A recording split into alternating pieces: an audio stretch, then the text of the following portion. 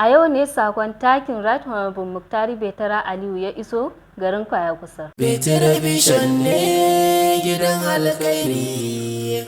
Jama'a assalamu alaikum, barkamu da sake saduwa a gidan TV mu mai albarka na Betara Vision. A yau ne sakon takin Right Honorable Muktari Betara Aliyu ya iso garin Kwaya Kusar. Ya ba da wannan takin ne kyauta ga manoma domin samun abin da za su ci da dogaro da kai. Kamar yadda kuka sani, wannan ba faro ba ne, saboda duk shekara daman ya saba. Ku biyo mu don ganin yadda rabon ta kasance. Muna da yaƙinin Betara ya rufa mana asiri, da yardan Allah, Allah zai rufa mishi. An yi ashani jiya, mun yi a Bayo, yau kuma mun zo za mu yi a Kwaya Kusar local government.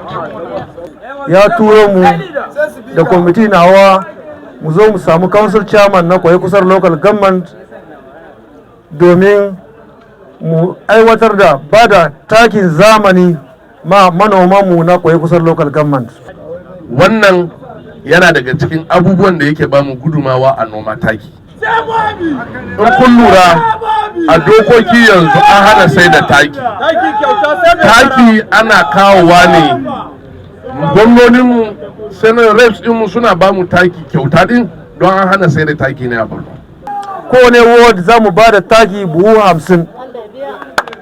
Buhu 50 wannan akwai kuma kwamiti wanda ya kunshi ward chairman, secretary na ward, youth women leader, suna da buhu biyu amma baya cikin wannan 50 din. So in kai multiplier mutane hudu, muna da taki buhu 8. In an hada da mutane taki 50 na ward, za su tafi da 58. Akwai coordinator na ward, shi ma is part of the committee na ward. Very good.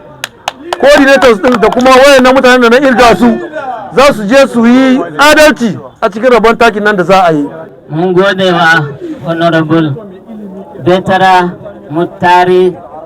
Ina ganin shigansa nan shekara 20 da yake kan kujera wannan. Bai fasa kawo mana abun alheri. In sallah ya zo haka zai tuna ya ɗebo abin da bai zamani ba, zai kawo mana. In an zo azumi haka zai ɗebo, ba zai gaji ba. Haka in an zo sallan layya, taki kuma in lokacin ya zo dai kowa dai ya san kudin taki yanzu. To masu kallo, duka a nan muka kawo karshen shirin namu. Hafsat Sharif daga Betara Vision.